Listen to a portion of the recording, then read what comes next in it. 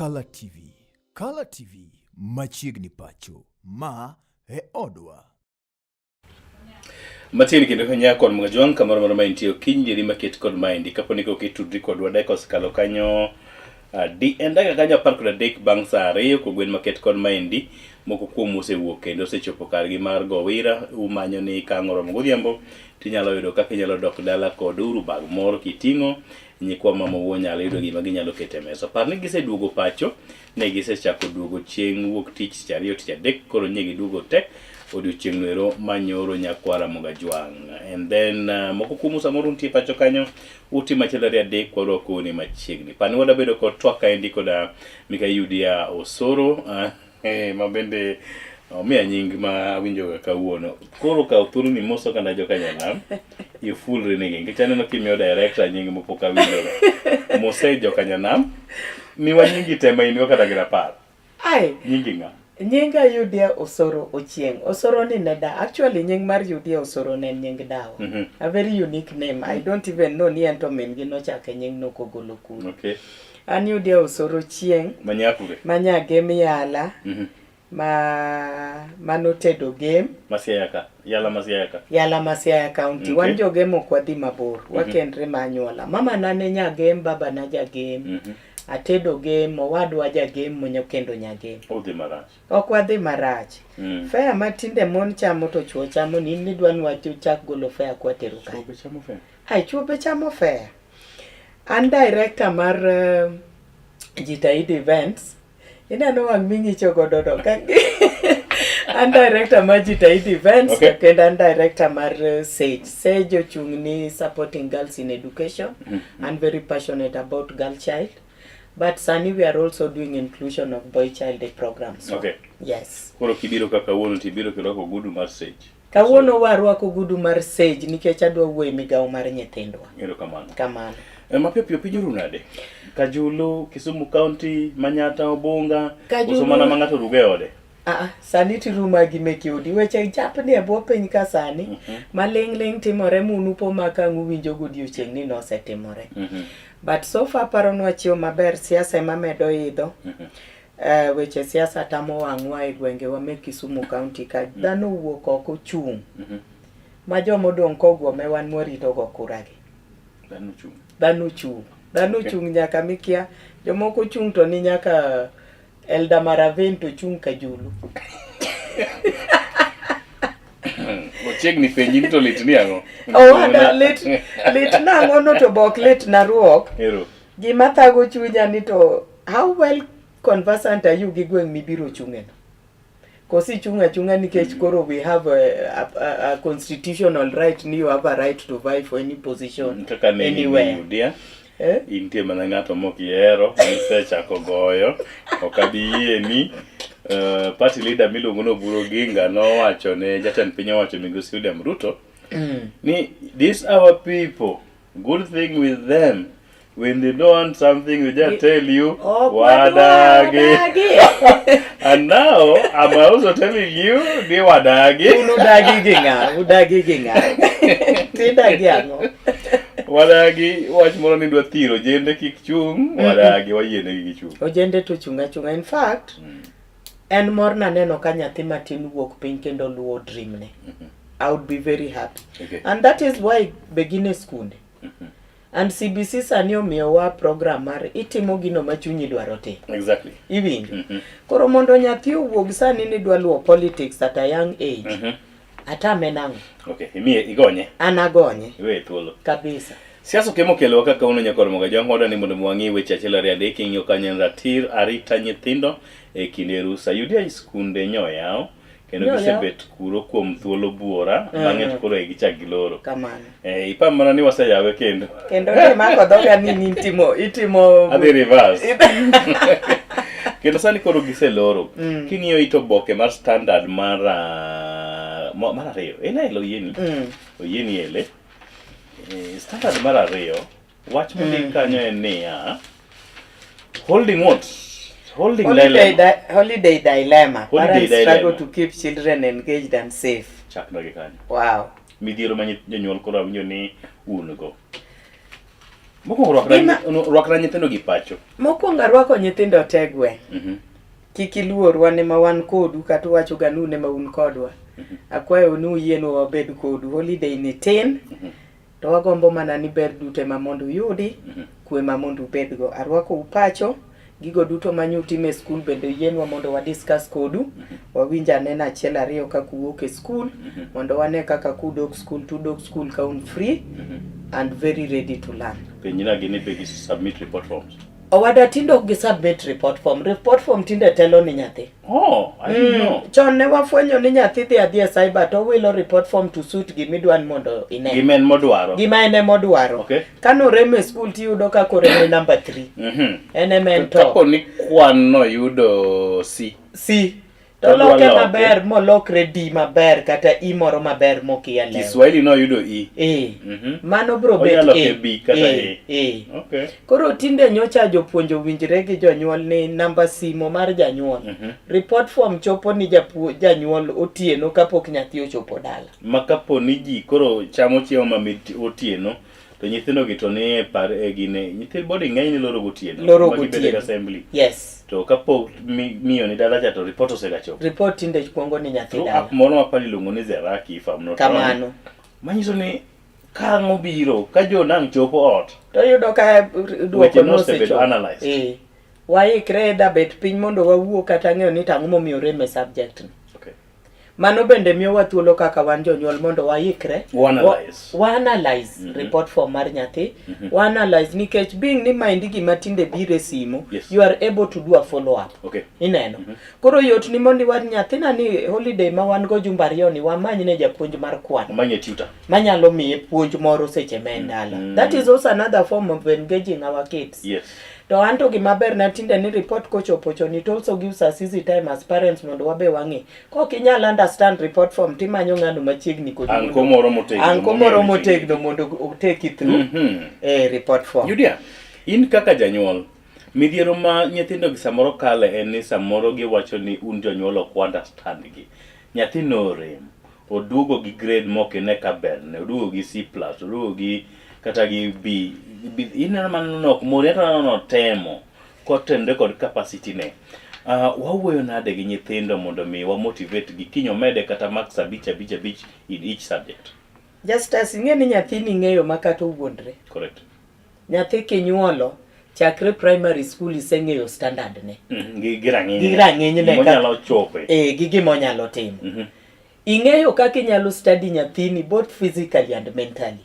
Omiyo seche ma nyathi nyalo biro ni to nyisi ni an mama na ok understand, kia baba na ok understand.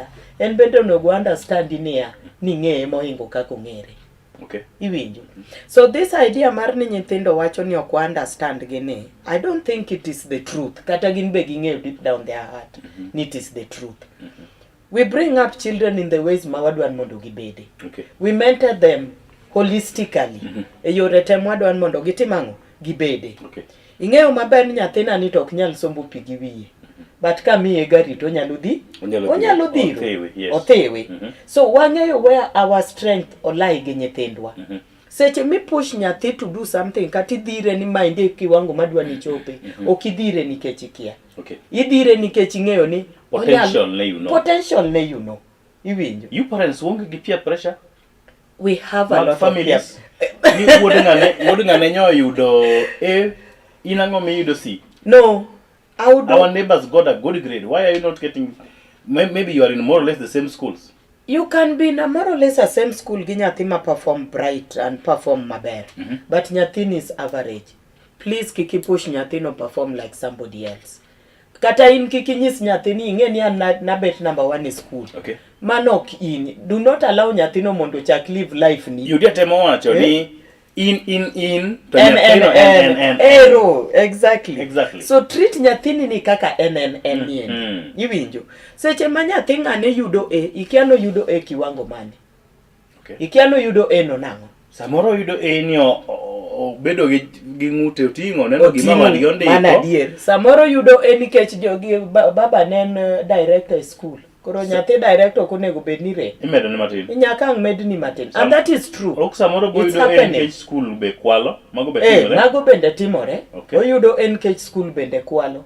Koro kiki subject nyathi to tension minge maber ni nyathi will not accommodate. Iwinjo. We nyathi osom gima onyalo somo. Kiyudo ka nitiere kamarach bed kode piny. Ana bet ga gi nyathi na piny. Tanyise ni wuod wegi. Ahero ga pake. In fact, by the way, nyathi kidwan mondo iwuo godo maber. Chake pake dende gi nyinge moko makate no wuon. Bring emotions ne down. Nyakware joka ng'ane. Ing'eni ne wuoyi achiel kende ige mwaka indi mang'eyo ni dhi perform well. Iwinjo. Motivate them. Then, koreka you come back to the subject. Osiepa, kwano ni toka ne kibere. Ang'o matimore? We ukungu nyisi gimo fail ni timore ne kwano. Geography ni ang'o manotimi? Ang'o manotimie? Iwinjo. Ni mama, anto gigo to na soma baber takia gimoti? Akia gimotimo. When a child begins to nyisi ni eno wuon osekia gimotimo, then you need to sit down and analyze. Okia nade. Okia no kosomo, okia ni penj no set out of topic, koso okia nang'o motimore. Ineno. Yudia seche mowuoyo ni nyithindo mang'eny wuok tich nyaka kawuono osekale boka kod del kilgogi kod jonyuol. Mana adier maduk. Ang'eyo. Moro nyaka chiemo nitie. Moro no chwade jiranda no chwadi mobiro nyisa mani wuoye gi mama wa. Koth rem ni ok ang'e gimomiyo rem to mama ok onego goyana rem malich kamae. Nitie mosetur nyaka chiemo? Imany kome dhi ninde? Ok anyal bet ni baba utiyo manager mar Kibo Sugar Factory tini duogo ka gi i. Koro ing'eni nyathi penji ni solution? No. In fact, mano intimidation. Of the highest order. Kata highest order shouldn't even be happening. Okay. Iwinjo. Nyathi korem. Ng'amunyisi ni goye no dhi keto answers e wiye. Ng'amunyisi ni goye nikech after all gimang'e ni koro itimo ni nyathino ni every time ma exam ochopo to trauma mar ni dhi goye cha ema koro nie pache moingo somo mondo kal penj. Okay. So you are subjecting nyathi to trauma and torture. Mentally. En sasa ma penj ochopo kata nyaka gimong'eyo ni maendi to nego ndik tibro yudo ka pache ni mana ni to ka ng'andiko donge dhi goya. Ok en kode sure. Ok en kode sure. Otimo gimiluongo ni gezwa. Exactly. So for me, I would not, okanyal yie ni nyathi mondo go nikech rem. Find out no rem nango. Suppose ni ne mani rem e school to ka jeans ni. Timre. Don't timre. Awinjo ni wache kaka nure, muno wache mana kaka nure. Nyaka oyud result wakane wapande bwokome kofwenyo ni to mama ma igi mang'eny gi to ne mage. So we cannot, the other thing mabenda mi aparon mi wan jonyuol waketo nyithindo to such subject mar gogi is because wan bende nogo wakane wadongo. Nekibigo nyathini. Koro you want to live that life nikech ifel niya. Ni chopo kumichope no nikech mama unogoyi. Andi ne baba nawe goya. The African mother. Yes. Okay. Ma in kichopo to kedi yudo kopang an mamwa ne pango ga kedi e tok dot. E tok thigo kanyo. Masasa mi timo makosa. In fact, sasa mi timo makosa to the first thing mapachi nenen kedi e tok dot. Thigo. And some of us wanjo madongo, we believe ni kedi maneni e tok thigo no. Emomiyo one who we are today. And we think we could use the same method bringing up nyithindwa Gen Z. Piny dhi nyime kod lokore Yudia. Yes. Ang'o miyo masa ni koro bedo matek ne ng'eny jonyuol? Gimomiyo maendi nyaka bed matek ni ng'eny jonyuol is because sani wantiere gi gimiluongo ni communication skills. Okay. Wuoyo gi nyathi ber moingo del. Gima nafwenyo ni del was more of a mental torture and physical torture that remained nodong' e pach nyathi for the rest of their lives. And mane momi winjo kaka mana the physical abuse, the SGBV, the GBV ma happen kawuono. Nyithindo don't just wake up one day to start goyo chiege or dhako chia chieng' moro achiel ni koro dwa goyo dichuo. These are things ma gidongo ka gineno kitimo. Mono go chuo. Nyoche ka nene social media kaka mama moro kao sufria rodho wi dichuo ma piny lich. Gini tinde en koni gi koni, ok ni chwe ma tinde gocho. Sembo kucho to onge. Sembo. So Yudia, as we are tackling that, nyikwa mine wagi oduogo pacho. Giduogo. Gindala. Kamano. Wangi ginade. Giwang machalo. Wawere gi wach penj. Wasepuonjre ni kese oseduogo gimokelo nino many mana kaka ibet kod nyakwar mama uno piny uwuo. Ing'ise ni koro next time target kama. then ingeno nego beni bedo kod solution ni target miketo ni to wanya achieve nade Correct. together. As that happened, nyithindo gisiduge pacho. Awinjo kusiko wacho ni ket wangi kum nyathini, ng'iew osiepe nyathini, nyathini wuotho gi ng'a, seche midhi e tich otimo ang'o, and we also having an absent parent. How do they handle themselves e gintie dala? Just as kidware tich matek ma dhano pok ong'eyo ga ni nitiere mok chul msara. En bet janyuol. Parenting. You could be the president of Kenya today, but if you are not a good parent, you fail. Correct. Kata bed money rito that country with all the resources, no bribes and nothing. So you don't know where but your son you is. failed a parenting. So you failed a nation. Okay. Nyathi achiel kama makes a nation. So kanitiere tich mateke mogik maonge msara, en bet janyuol, bet a parent. How do we handle nyithewagi now that nigintiere dala? Samora onge abenda dhi tich. Abenya kamany. Nikech in the next 2 weeks idwaro school fee. Oh, correct. Nyathi bing'e ni kosechopo in be result ne no setelo. Yen bende kochopo to the first thing miyude jikon en list ne of gik modwaro kuyepo. Kuse tuomurwe wache result amuse agree at something. En bende koro mir. After 1-2 days. Mama responsibility ni bende rokoro chakre. Abe semia responsibility na mar kadho penj. Monda kadho penj achiel kuom gira keto ni e mesa kanyo. Uniform nyose ti. Nyose idwaro manyien. Or nyase overgrow my uniform. Kamano. Now the most important thing maparon jonyuol should onego tim ka nyithindo ni dala is engagement. What is that now? Engagement ani itimri gi nyathi nade. Imiye freedom marom nade. Otimang'o at what point? Interact nango. Iweyo interact nango gi jomoluore samionge. Mago nyalo bet neighbors, nyalo bet jirende ni midak godo kanyo, kata mana house girl midak godo ot. As that happens, you dear, I also want us to know, ni one different type of household. Yes. One give private homes, one give public homes. Yes. What do I mean? The dala kataka julugot, kaibudu dala maene kata fence onge go. Kamaru achande. Huh? Gidonja. Gidonjo gi katibu gi kacha. Mama gidok, begala kala gidok. Wayudo welaro kanyo kupono njugu, bengi mani kawaida. Kamano. Wan gi machielo, moda ke gated community. Mundangi donje dala ni nyaka ngidi alame gate. Masoja wangigo tuchi. Mapenji ni bende no ngeni nataka nani? Bo ngeni biro. Nataka Jemo. Jemo yupi? Yule anasoma Maseno. Wacha niulize kama mamake amekubali. Utege, ngimachalo nade ariyo mopimo. Adwa mi example maber. Kidware dala modake maber ma nyithindo odake maber. En marwa marangach ni koni en north south center gi. Wacha ni nyadonjo kamoro. Inyadonjo gi kamora mora, tiwuo gi kamora mora. But there's a lot of things matimre utewa ma olore dhoudi. The gated community. The gated community. Because they love privacy. Ok gihero mondo ji odonje ngimagi. You don't intrude. In fact nyaka tuwe ni trespass. Kisungu moro tinde gin godo kanyo. Gende konyake rangach ni umbwa kali. Kata umbwa no tema onge. Umbwa no tinge ni onge. To seche mowinji kata kiduongo get didek kabila maduongo go maru kaeni. Mani ing'e ni sechwanyo jadala no. Interfere gi peace. Ing'iye balcony. And who are you Kisungu ng'eny? To those homes when you take a closer look, they had ipando gik mang'eny. Freedom ma nyithindo nitiere godo ni onge. Mane momiyudo ka nyithindo from that such kind of families nega a lot of indiscipline in school. Well to do with family. Yes. Ok ni gidonje indiscipline ni gihero. They are trying to clip off their wings mondo gibede gi freedom ma e school nikech kanye kuma ginene ni freedom not in renadi. Yudia, e kardogi no, maybe you saw this or no kali, but gino kapagi no kali.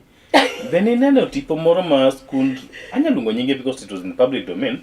Mary Show School kama ne nyithi moro kore goyo gi nyithindo mamoko. Yes. Macha skunde mag huka hu e pacho ka. To seche mineno nyathi dwa goyo nyathi wadgi e skunde mek huka hugo magi moneno ka timre odgi. Okay. To onge ng'ama bro wuoye nikech mama ni king kosegoye ma wang'e orudho tibro ka neno ka poda wa matinde wan mon wawirogi odhianje wang'e ok timang'o. Ok ne nyathini dongo kong'eyo the only life mong'eyo en mar gorruok no. Violence. So kani neno clip no nyithindo kanok chal ka gima they felt ni ne gitimo gima rach. Gin to them it was okay. To them it was like they were disciplining that The kid, yeah. the kid. Ineno. Why is that happening? That is the lifestyle magin gineno. They are not exposed to any lifestyle near. Can people live in peace? Back to our families makawaida maji dhi kata mana kaji dhi kata posta to kami lute barua no bulingre mana ni gima chalo nade gi nyithindo gieki magi nyithindo madware notime maber mugik nikech ko imagine ni ka ngodwa dhi e posta kacha to lengore ogombe notime maber mondo kiny janyuolne oyude kamoro matinde iwinyo gi lwedo ni. Iwacho ni kata kodhi limo onya bedo ni ene compound machal kamano to osiepne moro modak kata runda moro milimani moro kodhi limo osiepne to most of them genuinely most of them feel uncomfortable kagidhi limo osiepegi mantiere neighborhood kabila they feel intimidated they feel afraid. Ibo yudo kata kinyise nataka kwenda kususu to kosiemne choto bro feel like afadhali I'm not worth akane angadonge makata rawe tie gine kamora tiek ragodo. So gima nyaka wange bende justice kaka jonyuol ni it is also important to kata bet manu adake environment machal nadi. Let's learn to expose our kids as parents. Kekwa wegi gichak somo gi mbui with guidance, with a lot of guidance. Yes. And not putting them a pressure. Mani nyakitim kama. Dongi neno ka nyithi ngane chal kama. Nyithi ngane go chal kama non kech gi. Gin bende gigombo mana ni gibede kaka un. Okay. And I've met a lot of kids modak mana ni anagombo mana dage agombo dhi moto. Agombo kata dhi timo pie wiya. Nango nikech en bende ofene. Kajundu kuja timote. Dong podwa dhi mote samba. Wano kwa modi yen wamodo tiang. Moko malil ni pipio. Kendo lielen gas. Gwenge wapodi mote justice. Understand? Iwinjo. Not maybe town koni masamoro. Town koni, what do you mean gi town koni? No, town en kanye. Okane no kaji moto Nyalenda ka. Nyalenda, Katuoro poki neno kaji moto. Katuoro, where is that? Okay. Don Katuoro ni Nyalenda. Justice saniwa mote town modernly. Okay. Ngato ka uyende to kete yard tidhi nyiewo. Mano moto. Koso ilipa ni moto ndonje bungu. Kata mana yard no en bungu wa mopet. Ntigi mana timo seme ngo ni cielo or cielo I don't know you're calling that thing. Cielo yen, you know. Nudhi tungado manumu. Tukelo to kanyo. So, yes, good memory. Kauda cha bentibiti. Yes. We used to go and watong, and you know when we were doing it too much and Christmas approach. No kwadwa ni oro moto chieng Christmas. Very good. Or a day.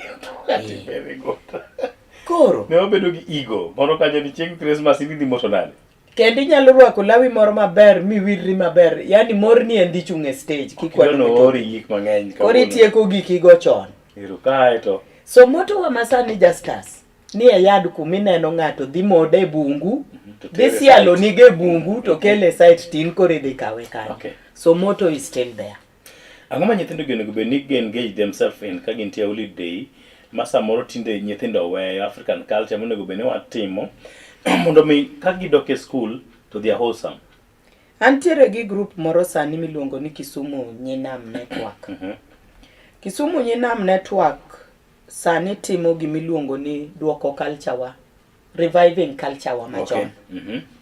Mibro yudo kasani wan gi mine Kisumu network wa kanyo motel nigi nyako motegna iluongo no Obieshe. Yes. Obieshe je ni dhako marang'enji. Gimomiyo the core values momiyo nyo wachako group ni eni mondo wakele itikadi wa moko mane watimo chon, mane wa engage godo nyithindwa ka nitiere mier. Achiel kuom gima neno ka sani watimo is to introduce cooking skills. Okay. Nyathi ka nitiere afadhali wene chiema pot ni nitiere ka ngadwa no dondo tedi. Okay. Ringo ni endi kika ngichwake ahinya. Kete piko chako twak ni to gole.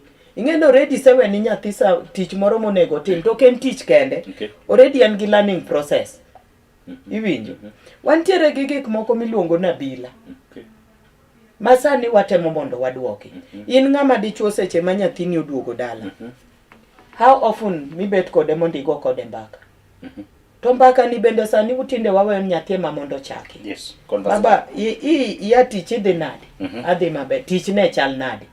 ingeno ready se chako conversation gi nyathi engagement we chako engage ok ni tich ne dhi nade. How do you want to explain tiji no ne dhi nade? Take time, chak from the time mani wuok e ot, traffic mane ni ndara ineno chop kode nyaki chop e tich ka in boss meeting mane intiere godo iwinjo. Let's begin to introduce nyithiwa gi bende gik wa mwatimo. Just as sani in jamedia kidok ot nyathi oneno kiketo gikige piny tinyisi anyisa katugo nyango kawe kamera no mondo idhi kan ng'i kako odwa kawo kamera no value kamera no koso en gi mango bro kwanyo kopato ineno. So the moment mineno ko kwanye marach already say open up window for discussion. Babi ing'e ni gimi kwanyo ka tissue ni ma emomiyo idhi sikul and bro bring it back ne and you begin to engage in teach mitimo. So for me I think the best way mwanyalo engage godo nyithindwa is one, to give them room to be free with us. Wamigi thuolo ni ginyaga wuoyo kodwa.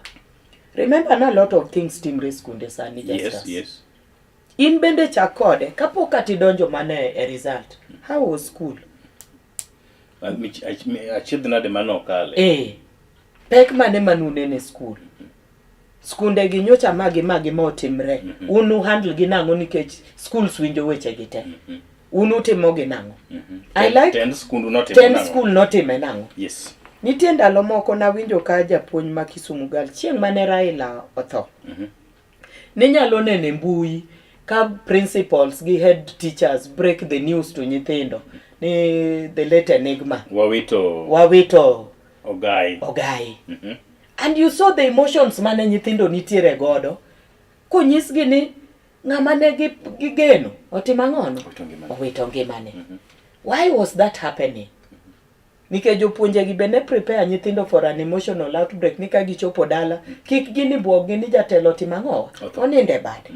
So how do we interact gi nyithindwa gi emotionally? Do we give them room migin bende gi feel ni gibe gin important e ot?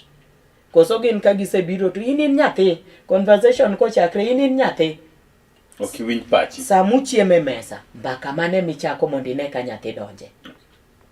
Ing'eni nitiere mbaka moko mwanya chake mesa ka to trigger conversation. Iwinjo? Yes.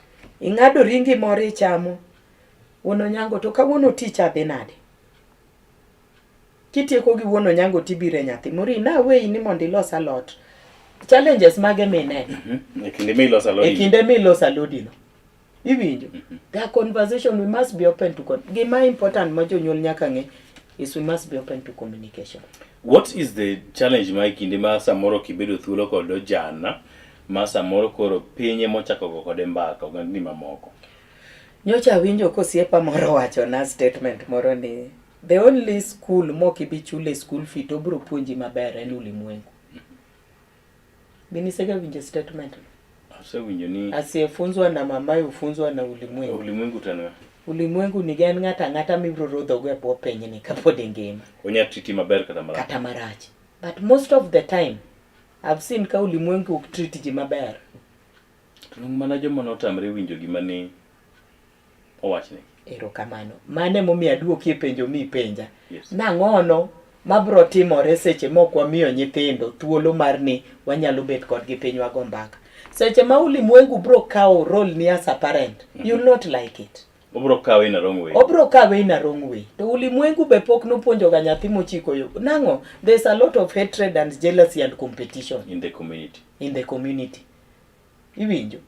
Onge ngano mabro gombo ni nyathine ohingi nyawadgi. Mane momiyo gidak mana niya, inang'o momiyo ng'ane yombi. Inang'o momiyo odak mani ng'ane no nego bedni ni e toki to inin mbele. Iwacho ni kinde ma waweyo nyithindo kor ka giduoge rusa to kwa wuok kodgi. Eka ng'ato ang' nyise kuminene video. Bas. Ekitere kumego e pool. Kamano. Ekinyise ni gine yuaga kama. Iwacho na wacho kar chunyi. Pool. Kata sani okinyi sani sa chiel sani abire studio. Yes. To already nyathi moro semonde pool eno yueyo pool. Otime kama. Oyuecho loso kargi no bed maler. Prepare the place. And you imagine ni ento kumo chiewe mochunge cha bo yueyo kata. No. Bo pedho kata kitanda. No. So it's easier mondo dhi e pool mo make sure no yuechi mo golu cobwebs. Gimo konyal timo kata odgi. Okay. In be in janyuol ka ng'i ka dhot katigone simo no nyango. Asewuok kadhi tich. Aweyo chiemo e tol kanyo kasetedo ang' ibicha. Diek pod nie dipo. Mano kinyise. In inyise mani isewuok idhi tich chiemo iseweyo chai nie thamos ka nkech kae to dhi omadhi. Wach mar ni dhok pok ogol, room ne pok olosno, dong jatich nitie. Koro manyiso ni Yudia, ka in ng'at mantie pacho dala, ore gi jo town monde, nitie dhok monego gol, nyathini onego be ni engage. Yes. Obo time achiel ariyo adek. Kuma ne gweno ninde. Be oseywe kuma gwen ninde. Kamano. Yes. Wanyalo bet ni wan gi jowa matinde wandiko makonyowa e udi. Kisungu tinde luongo gi ni house managers. Ni tinde nyako kiluongo ni maid to nyalo dhi donjo ni e doho. Ni infringe right ne. Freedom ne mar tije no. Ichayo nyaka tije luonge ni en maid. To ken maid. En house manager. An gima gombo ni jonyuol mondo time ni seche ma wan nyithindwa gi oduogo dala to house manager ni bende nitiere. Delegate responsibilities. Create boundaries. House manager no mondo go duster otedo chai otimo ma koro ojon to kochiew madhi chai tiluok sandi mi madhi chai. Okay. Room ni ndalo ma iduogo ni okonego be ni house manager donje ni pedo kitanda. Okonego manage mano. Chiew luok wangi e room ni no pedh kitanda ni kaw duster go bedroom ni no duster. Kibire sitting room kuma ji yudre tani madhi chai kitieko kaw kikombe ma jo madhi chai gi dhi luoki. Iwinja lepi mang'e gonyo kande okonego be ni bang 2 days tini ni e video game ni house manager luoko kaka nyi luoke boarding cha e kaka ichaki duogi luoke dala dongo chule dongwa chule no to klich ito ng'ama bro chuli ka koro weche gi otamie udi. To seche michul ng'ama chule the parent. Okin koro konyal tiyo gi rules and regulation nikech ichule. Mar ariyo gima bende nyaka wala ni wi chudo ni. Yes. Iparo nyathi ma nyako ni ka indi nango. En be noko chulne fee koso en bende noko tim gigi kaka nitim. Ulimwengu ema samoro duoke kuma entiere. Like I said ni ulimwengu can teach you a very rough lesson in whichever method it comes. Anasaneno jomowuok e Prado ma utegi negated mana kaka wacho mokwongo. Ka gine matinde gi lokre watchdog e uteji.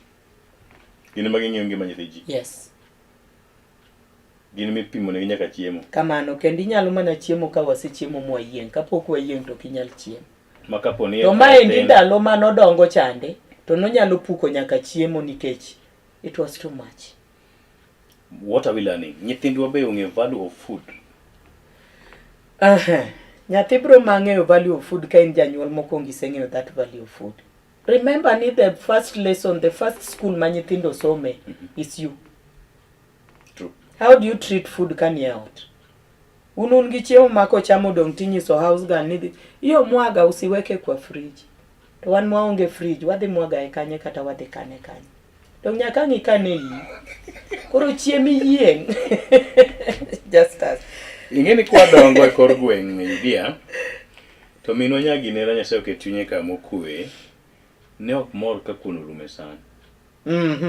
African mother mano kiyieng. Utedo to chiemo kata na kuon galot, to no en mano rito chako chiemo. To koneno kun nang'e neno ka moro dong matin tung'i ng'ama kwanye mogik.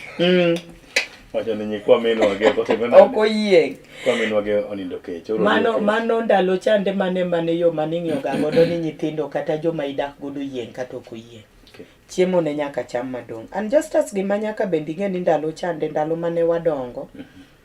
Ne wadongo ka ji ne ntiere gi gimiluongo ni hera. And unity. Iyudo ka ng'ato nie puothe, ogolo marieba ne moro. To oseluongo ji abich. Nyaugenya kwanye moko ang' ilos ne nyithindo. Exactly. Tangu iwuog e chiro mang'ichopot, iseduogo go oduma mane ng'ato ridho e puodho, iseduogo go mogo mane ng'ato golo, njugu ne moro mosinje puodho, oganda ne moro miyude kochwade laro, onyisi ni wawa kuonga mima emase chwado, iting'e dhi godo. So there was food. To tinde manyathi ni noted dengu, to kose dong to ni dengu dengu wichrega, dengu is toxic. Kisungu luongo ni dengu konindo to koro chako nutrients manie o ferment. Wan wachamo nyaka dengu gi kuon Justus. Correct. And it was very nutritious. And it is still very nutritious nyaka sani. Mane momiyo seche miwacho, do we value food? Do we have respect for food? What in your committee will work?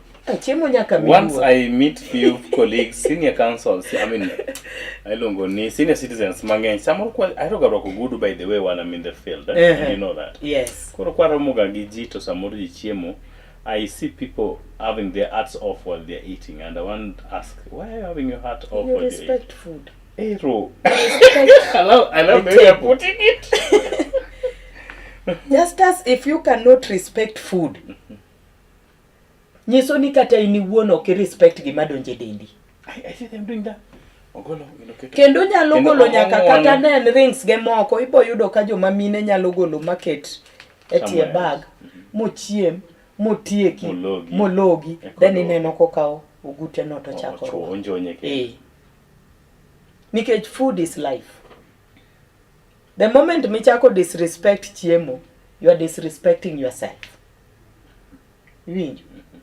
Ibo yudo ka samoro, the other way also to understand how to respect food. Ibo yudo ka tinde wan gi gimoro ni idhi ir ng'ato to toko ni wan gi ringo mowang', ringo mochwaki, ringo motedi. En ring achiel to en gi yore abich motedi. Yes. To ng'amo ko respect food dwaro no tok ne mowang' ni to tok mobul ni to tok mogine ni. To kochope gweno gi bodwaro gite, kochope rech gi bodwaro gite. Oko kaw gi nikech ng'eyo bonge maber no kodhi tieko gi. Okay. Iwinjo. But nyadhi mar ni watoki magi chiemo no ketno an wachamo. Osechul. You know. That is lack of respect for food. And discipline. Honor food. Miuru chiemo luor mondo bendo mi uluor e dendu. Oti tich monego ti e dendu. Good. You dia ntigi with ma kuond makoro nyithindo gi ka gine rusa ge yudre marach mara gi odhi swimming ji no dhi wuotho dhi swimming godhiambo disco matanga benti kor gwenge ka report bende yango ni kinde gi kima nyithindo gi oloro e kanjore be medore joma yudho simo gi pikipiki. How true is this, and maybe ere kaka wanyalo wuoyo gi nyithindo gi kinde magine rusa? Is it true ni magi gik ma involved gi? Magi to gik ma involved. Baya maoyaye. Mane momiyo na wacho seche mane wachako ni it is important to plan a day with your child. What is that? Planning a day with your child penje ni in gango mipango timo kawuono. What is your schedule for the day? For the day. And jonyuol adi ma penjo ga nyithindo mano. Koso gin gichiwoga to gin ema giwe program gi. Mostly no produki ni mimi niko tu. Mimi niko tu. Kata gimoro ni e pache sa boro produki ni mimi niko tu. Mimi niko tu. Kendo limogen no bro ponde nikech wacho beno osewacho ni mimi niko tu. Mane momiyo open communication is important. Seche midwa engage nyathi e tije ni magodiochieng' mameki penje ni meke to dwa donjo kanye. Ben gi meke mo. Aput. Seche monyisi ni mimi niko tu, odwa study sadi e niko tu ni. Odwa luokre sadi e niko tu ni. Iwinjo? Nikech nitiere moko mar important ma bende are must. Is local must for these kids? Yes. No, I'm not asking because I don't know. I'm asking because nyithindo maneno ni nyithindo but again just a study moro nyocho wuok niya ne luokruok pilo ni bende tinde ketho dendwa. No. Nyochi neno report no ende e mbui. Ne luok mapile ni ema miyo wa end up gi skin diseases. Ni ok wa allow the skin to breathe properly. Nyocho kineno gino. But I do it twice a day. I shower thrice a day. Kata 4 times a day ne manyocha jo molony nyocho sewacho ni ketho dendi. Kidwa yiego? Akiana tamre. Nikech ka imagine nadwa biro oda kaka kawuono aseluokro kinyi, tadwa bet kendo nyaka kinyi mana kapo ni wuoth moro wuoke kama diol gi kuomi. Nikech koro jolonyo wacho ni luokruok pile miyo denda to seche mokal anyway. Some of us are got used to it. Jomoko waseng'iyo. Okinyal nindo okinyal kata mana e tich ni an ok anyal wuok oda sa 11 kaluokra madhi kamoro kata dakika 30-40 maduogi mang'achaka ninde. Mana lokra pien nyako kiny. Coming back to give me penjo. The main topic. Let's allow nyithindwa mondo nyiswa their schedule of the day. Yes. Anyanga wuok ot. Mpango ni chal nade. Mama anta anana tie. Seche ma nyathi osenyisi ni mama anta anana tie no. Samoro onge. Kiki yie gi wach mar ni mama anana tie. In ena penje ni to intie ni dwa timo ang'o intie nini.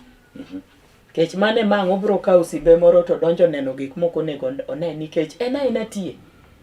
Gik moko bro chako take over ena tie nene. Iwinjo. Tingena a day moko bedo planned can be very misused And dangerous. and very very dangerous. Omiyo seche mwuogo kinyi kata ka ngod tie no seche mwadhe neno. Let's prepare our kids for the programs ma tomorrow. An kinya dhi tich magi monego tim. Iwinjo. Te itimono in bega dwaro ni tim magi. In panyi tot. Ot ka nyakang'o pa maler. Ng'ane chaki tim ma. Ng'ane tok payo lumgi e kimidhi miwang'ogi. Make sure ni luokori, itimo studies, ing'eni chako keto meke bende imekigi. Iwinjo. Kuonde ma nyithiwa yudre kaka ne wawacho kaindi ni. Kapok wachomo kanyo yudia, hygiene margi.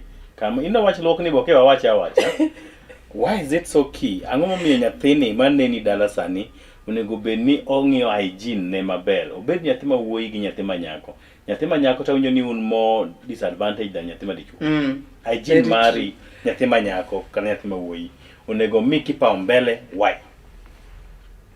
Weri wach moro ne walokre dideke jo nini e odiochieng. No mago me kwa wan just as an matimo mano. Hygiene okochuno ni nyaka luokra nyaka nyathino luokre direyo kata dide. Very true.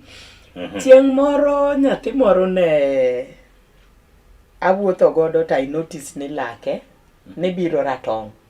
To originally manok ne kala mar lake. Yes. To akia ni an nyaro chieng' ema ero ga susni to akia ni is just seen me. Nabuogra ta penja thin ta penji Maurice. Tanga ni laki.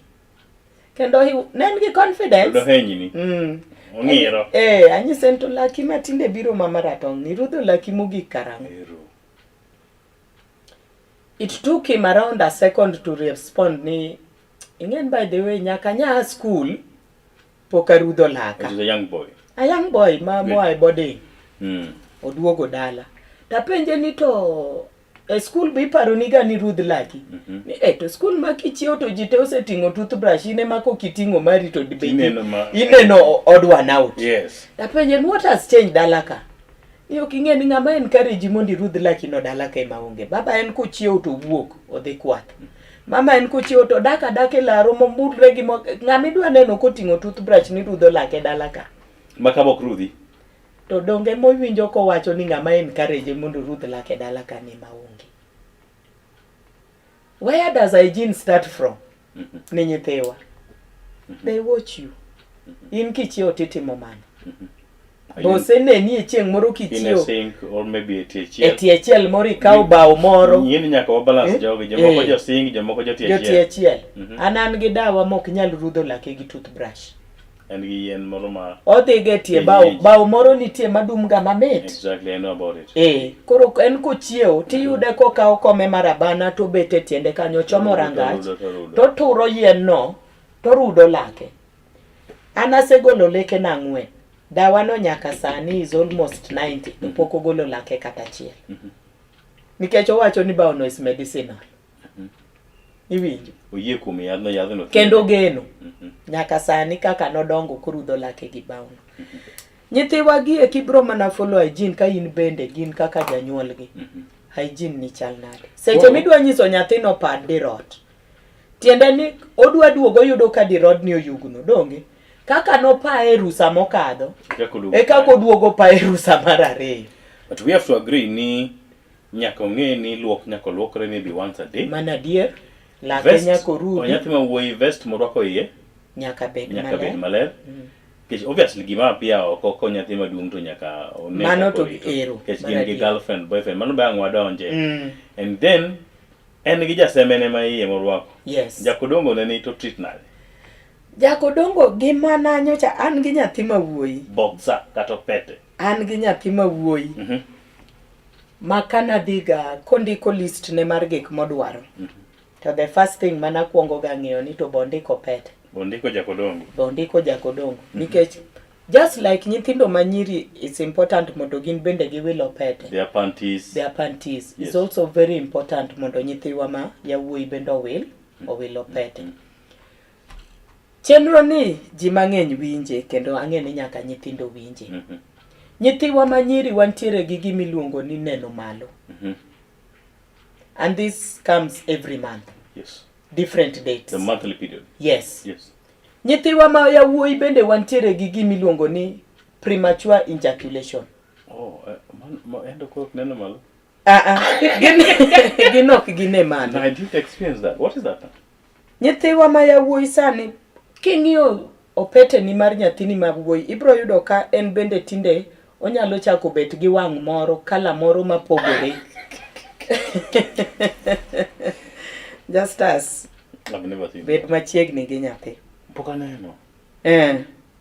Gin bende sani nitiere kaka as they grow, Siemens moko ja drop ga. Okay. Iwinjo. Maindie mibro yudo ka nyathi mawuoyi orwakre maler, mana kaka yuothe bro dum, piny kuro bende ibro yudo ni ka gigie ki drop, especially ndalo ma piny liet. Iwinjo. Awinji. Inokoro awinji. Miyo gibro chako dum, to miyo pete neno boy kanyo bende chako yiech. Most of the time ibo yudo ka nungo pete mar nyathi mawuoyi nyien malich. To pok ipenjri ga nang'o momiyo piny kacha to yiech diwe no ole acid kaka mar nyathi manyako. Mano gima sani timre ni nyithindo. Gimomiyo mano timre is because of the environment masani wantie, the type of foods mwachamo, the way mitedo godo chiembwa gieki, exposure to a lot of things miyo nyithindwa chane chako experience gigi chon. Nyathi mawuoyi kane dongo kidwa ng'eyo ni en nyathi mabro bet nyathi mawuoyi ndalo moko. Yudo ka nitiere kata joma dongo sani. Yes. Nitiere koromoso 9 ka. Nitiere gima timre ni jalno madichuo kata mawuoyi. Komodiochieng' Motieno makok gwen. Kok gwen. Yes. Kata injustice, I'm very sure ni sa experience mano. Okay. Nyithiwa ma yawuoyi bende experience magi. To nikech ng'ama go kod gi mbaka mondo gibe gipim gima timre ni gini. Onge. Iwinjo. Bringing it back to the topic. Seche ma nyathi mawuoyi ondiko ni list. Gima nyaka ikuongi gin nikech nyathi onego bed ni wilo pete.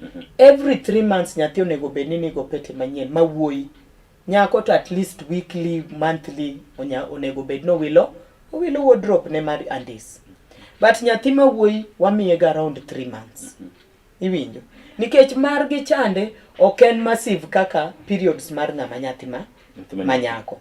Madwaro luoko gi dunyo seche mang'eny. Seche ma nyathi mawuoyi okelo ni list. The first thing manyaki kuonge ngeni to list neni. Ang'o mantiere iye. Okay. Opete no nyaka bed part of the list. To seche mosebe mako kwe peto nyaki kete. Nyaki nyise ni okane pim pache. Onyango list ni tindiko to kane gik moko ka. Ni mama en ang'o donga ndiko gimora mora.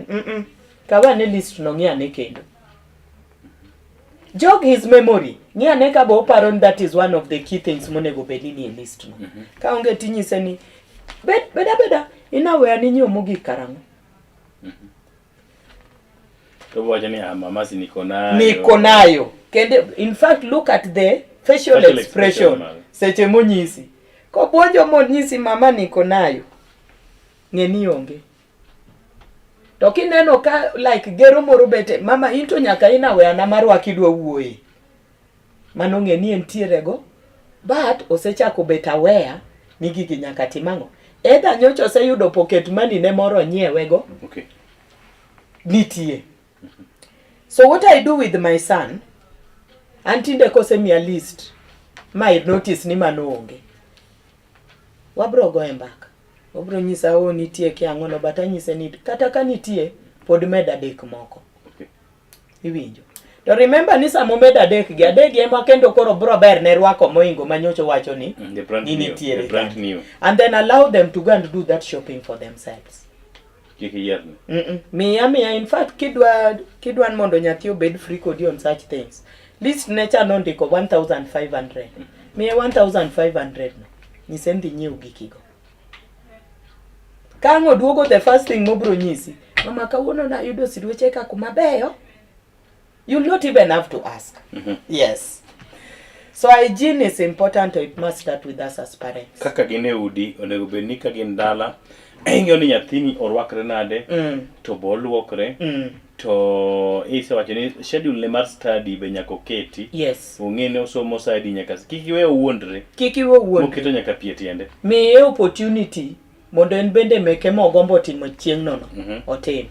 Mane mibro winjo ka chieng' moro nyisi kochopo weekend ni mama kati weyo ni mondo atim magi ma wan gatino gini awadwa dhi swimming Jumia.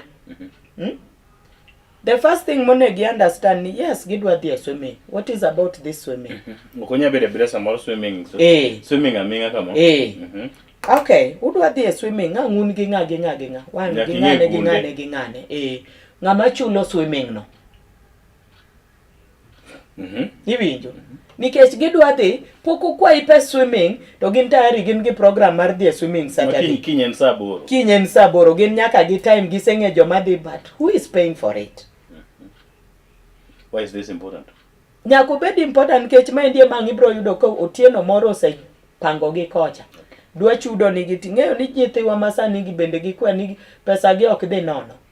Nyi neno gimanyo timrenwa machiegni ka indi gi jo SDA wakande. Otiye pesane gikone no bedo no feel ni en cheated. Koro nyathi ma nyatienda ni dwa wuok koda ka maonge fare kako dwa chope swimming ma Jumia kia. Okay. Samoro dak ka julu malo. Odak ewi got Nyabondo. Yes. Got Nyabondo nyaka town ka en siling 200. Kuma nyathina ni dwa gole 200 mobiro godo ka ni akia. Saboro ni bende en sa odi Ramadhano nyaka chame gimoro. Ng'ama dwa nyiewo ne gimo chamo ni akia. Swimming go ya bal matinde wagoyo kuonde wagi. Go gi ich nono. Swimming okinyal go gi ich nono. Iwinjo. Chul bende nyaka chule aparo ni sani matin mogik en siling 400. King'iyo pesa ni te kuom nyathini karibu osela walofu. Okay. Alofu ni ng'ama dwa chule, to chule nang'o? Ino kichiwo kwayo. Ano kachiwo kwayo. Koringeni seche men bendo chako keto ni program neno endo, bende mi thuolo mar chako understand background mar nyathini. Swimming terudu adhi. Who is responsible? Ni anatieno gini onyisa na adhiya. Okay. For kin, to kadwa ni adhiya. Adwa ni dhi kuro kin bendi hikri, treat atieno gini. Don koro iwe next week, invite atieno gini, kase yudo pesa, mondo in bende kore kidhi kodgi. Idhi kodgi. Ing'e ni chako. Ome build a brain mar nyathini. Ichako build trust a brain mar nyathini. O trust jomage gi life ne. Okay. Iwinjo. Bende onyalo bet comfortable seche mikwere ni no. Reaction mane madwa bet seche misekwere ni no. Kaento mare to nosepango. Samoro kinena friendship mane mi build e kindi gi nyathini. Okay. How is your no and why do you tell her no? Ngato noko nani kineno ka nono belit ne ahinya to wach moro ne nie toke. Watch exactly. To kiwinjo ko duogo nyisi ni enye mama kanyo ti wach adier. We wapang next week. Mano innocent. Then very innocent. To kiwinjo ko chudre mo botre mo dhi. Mo tin nyaka dhi. Kenda ni yud ka samore ibotruok no pondo mo dhi. Mano ne nitie gimoro. Mano ne nitiere gimoro. Mano chune, mano kodwan mondo miss. Okay. So it's also important kaka wan jonyuol seche mwachiwo schedule programs mek teacher dala. Wa bring in mar nyithiwa bende. Okay. And also to understand the motive behind margi magidwa timo. Ere kaka wanyalo wuoyo gi nyithindo gi kinde ma gin e rusa mondo mi gibed kod ng'eyo gi winji ging'e ne dhi e thom mag disco matanga liete kata party to a holiday get together. What are they getting together to do? Man, was my question. udwa get together nutimang'o tang'o momi udwa matimo gigi otel kwani ne gine kambi gitiye kambi skul kuma gitiye udwa timo gigi e dala nang'o nikech wan gi mier minyalo time gigi pap nitie kanyo pap nitie wakelo nu tent plastic chairs to arwako ni kata katimo decoration wabro decorate mondo look maber why in a secluded place why do you think ne kitere rooftop acacia eko ber to pesa mar rooftop acacia ni who is facilitating ni mama nyocha wachoko that was the excuse more by the way ne gidwa timo gino rooftop acacia to gin nyithindo maranda age ni to pesa mudwa muse pango godo gigi teni ugolo ni mama dong pocket money manyochu miyo wakande ema nyocha maro ok ne watiyo godo koro ne wawinjire ni pocket money ni mondo wasany wabwa dhigo de party. Tell me nyathina manie school matero ni mondo som oseng'eyo ni pocket money ok ti godo en osepango kaka gidwa dhi e rooftop acacia tene school nikech gini ok no pangi nyoro manyodonjo ni nyiso ni gigi nyopang ka gine school to remember ni gin nyithindo mowuok e skunde mopogore exactly communication ni notim nang'o just as there is a lot nye gisebet mana dalareyo jomoko tikini kokochi to weekend ni moko kore ka donjo sani kaka chiel ma nyathi mang'iyano tero kore ko donjo sani akadho gi stage ka kore ka gidonjo kawuono to gin gi meeting gin gi party rooftop acacia on Saturday kochakre sa 10 odhiambo timing sasa ngono kinyi sa 10 odhiambo odhi nyaka sadi kama chatonga nyaka seche mangi winje ni oromogi just as nyithindo gi no communicate nang'o skunde mopogre ma gisepango the date and I'm very sure ni maendi could be gimose bedo booked okay en gima kore kadwa bedo team ni booking sani ndio tende mokitata okay acacia you don't just walk in for a party makabila no ni we need a roof and then tio tende mabendo Kenya tiyo gi they have space without prior booking something koro you tell me ni nyithindo gi nyocha gi yudre kure monde ka nyathi nyaminwa ne sani kore katie kodwa dhi acacia on Saturday kana penjo tiwinjo kinyisi ni anti dong mago nyocha wapango holiday mokadho already communication moro sebet katimre ka moki understand it's so breaking in a way yes the only thing most important is to engage our kids in conversations and to be honest just as allow our kids to tell us what is in their mind we ginyiswa gik manie pachgi ineno dine bed ni nyathi nyamerani endi okamiyo thuolo mar goga mbaka koda watch party ma Saturday ni ok dangi kata kawuono kata jonyuol de okia in fact nyaka sama wuoye ni kore ka ng'eyo ni ang nagoch ni jonyuol ne mondo anyisgi e goye kodgi mbaka but again since ni ane magi trust agi upkeep mar nyathini it's like a mob janyuol to nyathini sani ang'e ni gibro nyisa niya ni mama Junior dongi ne main kode just make the decision on our behalf and Mama Junior like you've said ekinde makoro magitimbre be nyithindo gi wapuonjo gi mondo be ging'e repercussion ni to ma biro ga ndonge mane mo biro go kikwil gi nyithindo matindo ma dichuo ma bende sani koro dhi kondo ko soma na pale yuotho gi timbre kod ma giwinjo ni koro gidongo to ka gin e skul to gibolra sero mo kod gi skul gi bolre malich to koduoko ka to bolre bende ging'e gima ma nyalo cost to them ma samoro ruin their life. How do we make them understand? Constitution mar 2010 mano obedo champion gi the late Enigma Raila Amolo Odinga. Omiyo nyithindwa close moro kanyo magimako motegno. Freedom of speech, freedom of care, rights of right iluongo ni rights of an individual. Ratich nyithindo. To nyithiwa gi bende wa encourage gi mondo gisom constitution. Iwinjo? Yes. Kanyo adie ma Nyasaye kanyo sehinyowa wan kaka jonyuol nikech nyithindo sani feel ni gin gi right to certain things. Makendo nyathi nitiere osiepa moro manyocha wuode ne agiu kode. Ma wuode odhiro yani wuodi dhiri. Baba ano was going physical. En ja form 2 secondary. baba no kibitama mondo adhi out gosiepena. Modhiro baba ne moluar. Baba ne kochung' to pame. Ng'e gima nyathino notimo. Nodonjo ni baba gi ka police. Ni baba gi otimo ang'owa. Ogoye. Infringing my right of freedom of movement. Nadwa dhi limo osiep and interaction. Dongino nie Constitution 2010. So nitiere gik moko ma community ose expose nyithindwa to. Yes. Mopogore gi kaka wan jonyuol dwa gomb ni gilu. Freedom of speech, freedom rights of a person niendi. Nyithindo sani ochako some ka gitindo. Giweya weya any other clause mantiere constitution no. Only to come up gang'ono. Gi rights gi gieki. Yes. Iwinjo. So often niya en right ne mar dhi acacia budho gosiepene. En right ne to associate. En gi right mar chiemo sama ene modwaro. En gi right mar timo gima ene modwaro.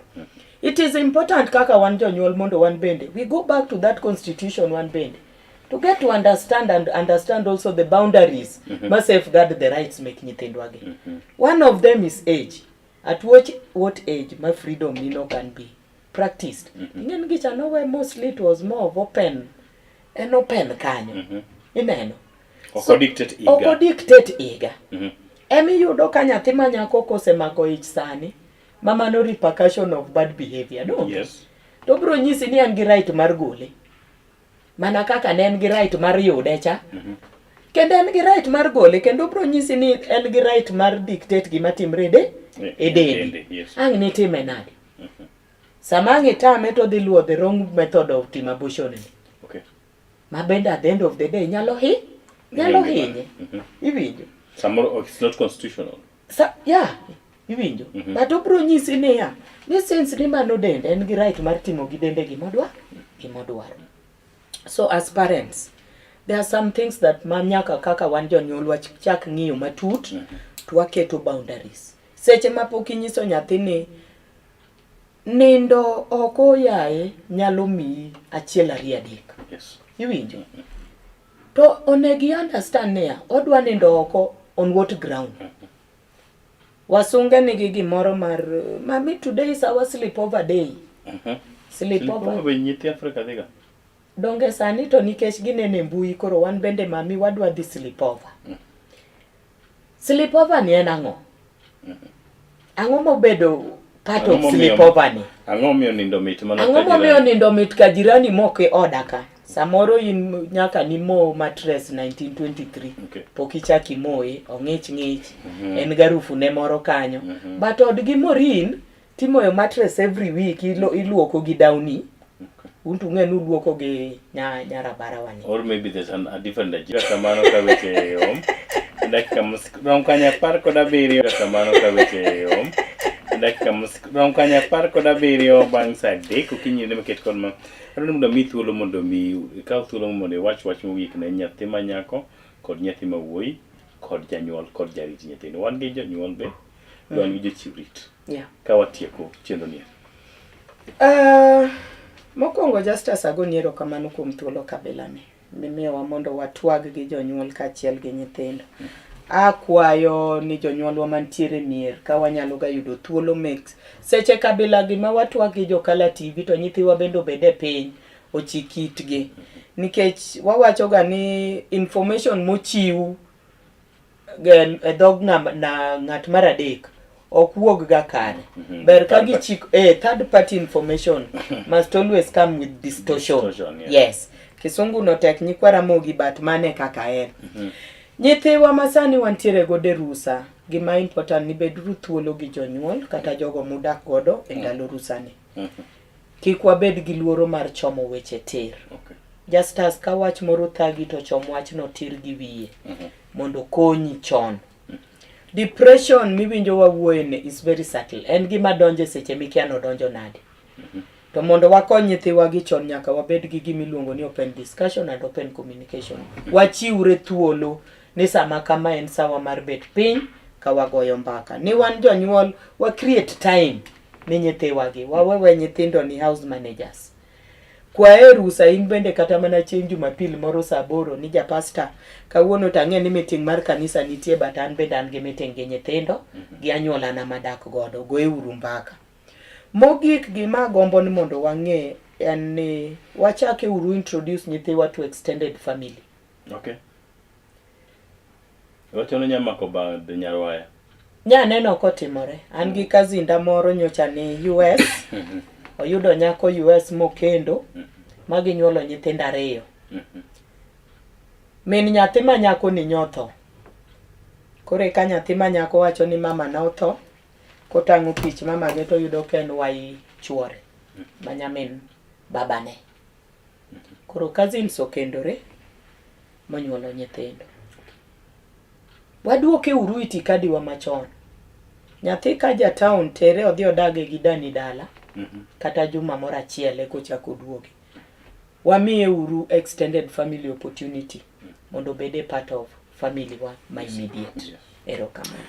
Erokamano nya yudie kuom ne kawo thuolo kendo twako achiel kachiel thuolo ni eri mabende wang'iyo arita mag nyithindo anyat kinde gi kima koro skul ni olor moko mi bende loro kawuono nyaka chieng' tich abich kendo wapuonjore to ere kaka wanyalo bedo kod nyithindo gi pacho, ere kaka wanyalo rito gi mondo mi ka gidok e skul dwe makiny to gidok kaka ne gibiro bendo mi chieng' moro gibedie dhano gibede ginyal dhiro uchumi neri mar piny Kenya. Inwa bende ni bedo kodwa kogwen makawuono nyaka thuolo machalo kod ma wagoni erokamano. Nyasaye konyalo ni to chako nyalo na warad kiny tich abich iluongo ni Good Friday. Good Friday. Yes. Good Friday. Okay, Easter.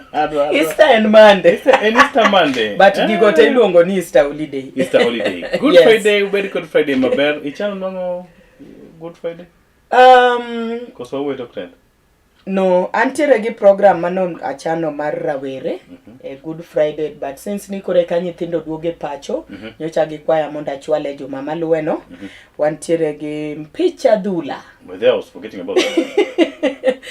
Kajulu Ward and its environments wapango mpich adhula mabro chakre tarik 12 nyaka tarik 19. Okay.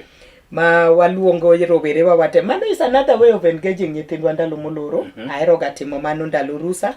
I'm the main sponsor. Bingene riak. Kang'iyo gazeti ni.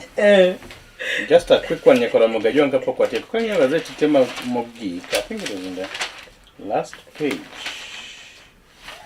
Ibro yudo kanyo ka tarik mag tuke mokontie. Koro mari ni keto maber.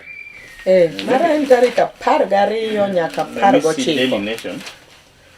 Let's see Daily Nation wacho nango. Daily Nation wacho kanyo ni the Brookside Processing Milk Fund Dairy yesterday announced the whooping of 30 million to sponsor for the Kenya Secondary School Sports Association Come1 Games. The games will be held in Kisumu from Tuesday to 11th. Ite katika marini. Tomara ero. Rakawari kod clinics to ntiere kiny. Tuke gibiro bedo Kisumu Boys, Kisumu Day, Kisumu Poly. Madini time ediere mating'eno kiyudwa. Koro mano bendo timre mabari neno ka aringero. Koro kajulugi kwethgi ni nyithindo mok bi yudo thuolo mar dhi kuonde ma Justus okwanogo. Warwako ukajulu. Bodo kama joserumo. Ero. Bodo kama no. Koro mano is the other way man benda engage ga godo nyithiwa. To momiyo wang'ni gimomiyo engage gi mpich adhula no. An wang'ni an nyaka gi mar nyiri mar netball. Awards nitiere mwadhi miyo chakre number 1 nyaka 12. Already wantiere around 16 teams mose register for the tournament. Gimomiyo wang'ni watimo mindie nikech gimana kuonga wacho ni what interact nango gi nyithindwa. Gimaber ni gini oken mana mar jotugo kende, waruongo nyaka jogweng.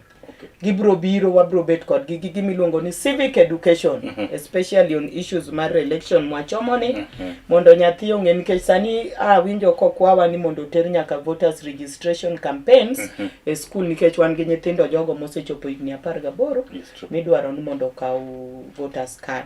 So this tournament mabro chakre tarik 12 nyaka 19 wadwa mondo wapuonj nyithiwa gimomiyo nyaka 19. Yes. 12th. 13, 14, 15, 16, 17. That's a whole week. Yes. Wawuoye tok time imany Erokamano. ami thuolo mar lendo wawuoye tok time imany kaka ikawo invoice moro sendikna e studio kocha. Kamano. Efrom Gajwang' wachak warad kiny chieng' wacho iluonge ni Good Friday. Good Friday. Wachako go nyasi ni malo mar Easter. Wakono Easter maber kamoro moro ma untie. Ruoth Nyasaye mondo mi ogwedho lagre kuomu kod ng'wonone kod hape ni kiyudo matin minyalo kete dhogi to parie jirandi mantie kanyo. Kik jirandi nind gi iye nono to in ipuko miso nyaka e dustbin.